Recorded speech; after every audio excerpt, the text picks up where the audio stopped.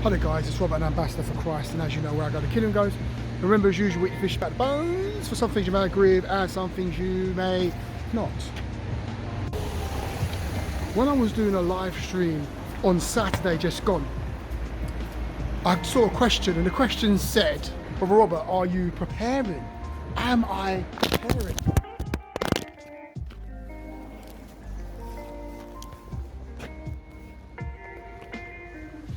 You see the sabotage? It would be a deep word. You see how the camera fell off the selfie stick? It would be a deep word, that's why. As I was saying, I said, preparing for what?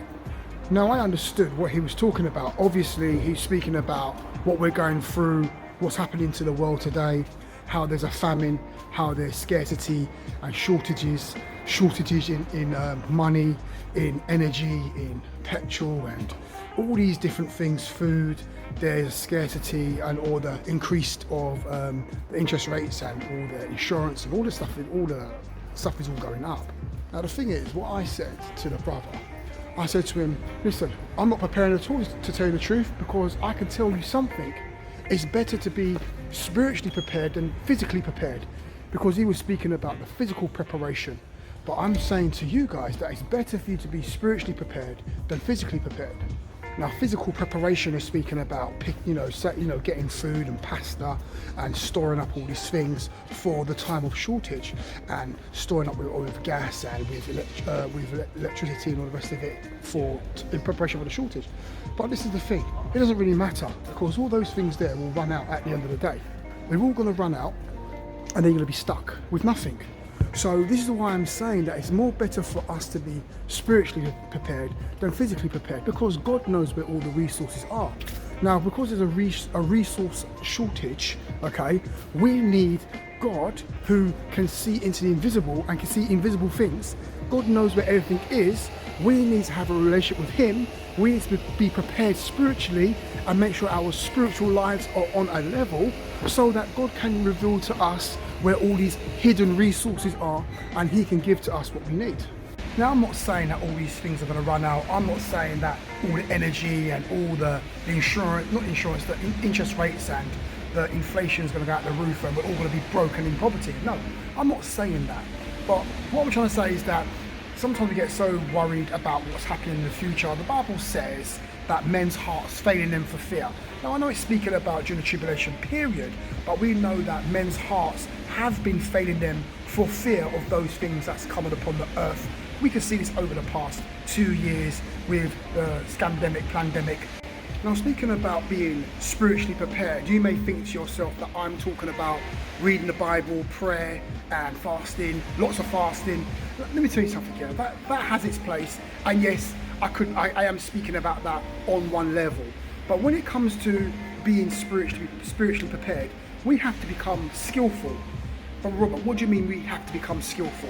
We have to be skillful when it comes to the word.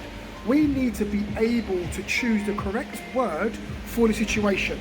Whatever's hitting the world right now, whatever's hitting your life right now, you have to be skillful enough in the word to be able to select the specific scriptures or the stories or the situations that happen in the word, and then start to apply that to your life. And you have to be skillful. Now, obviously, to become skillful in the word, you have to read the word. Obviously, you have to be in prayer. Obviously, you have to ask God for insight and revelation and understanding. That goes without saying, because that's just a standard, right? But in these times we're living in right now, we have to be skillful in the word. Now, for me, let me tell you something. In this time we're living in right now, okay, it's a bit crazy. I know that, this is a secret, right? I know how to get through these times of uncertainty. I know how to get through these times of famine.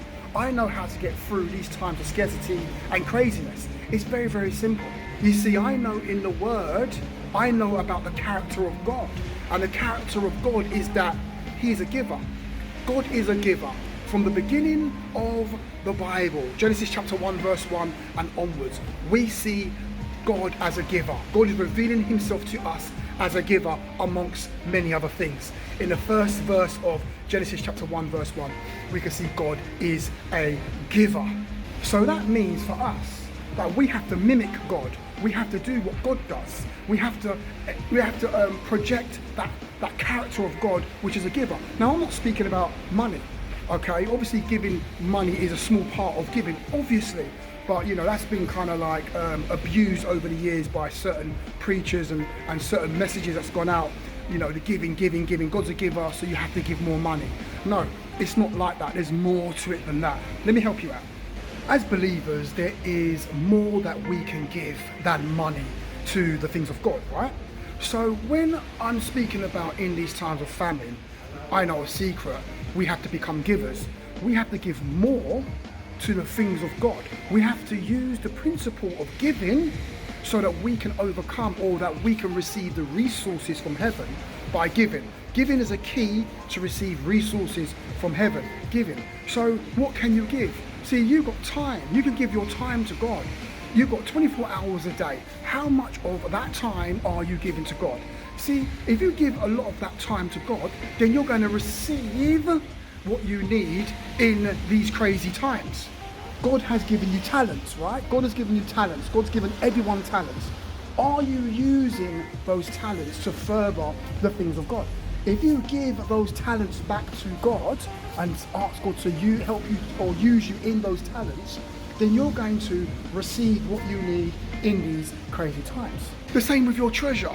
If you have money because you've got a good job, or you're working, you're entrepreneur, business owner, then that money that God has blessed you with to be prosperous in your business as a believer, give that money, or give some of that money or a portion of that money to the work of God. Because like I said, God is a giver.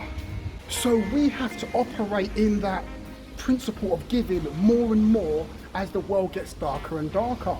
Because if you are not a giver in this season, or as a believer while you're on the earth, if you're not a giver, what's going to happen is you're going to dry up and you're going to shrivel up and you're going to be in lack and you're going to suffer want. This is the reason why we have to be skillful in the word, understand how to unpack the word, and understand how to use certain words or scriptures and apply them to our life so that we can flourish and be fruitful.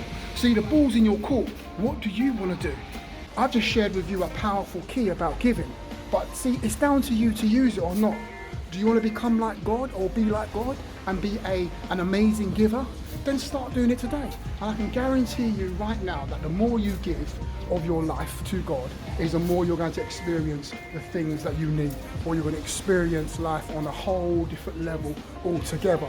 But it's down to you. What do you want to do? For me, I don't want to be struggling when in this time of famine. No, I want to be living in abundance like Isaac. Isaac sowed in a famine and received 1,000 or 100-fold.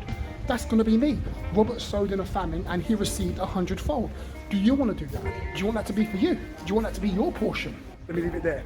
It's Robert, an ambassador for Christ. And as you know where I go, the killing goes. I'll talk to you guys on the next video. It's raining. Back quickly. Remember, God's a giver. You're a son of God, so you're supposed to be a giver as well.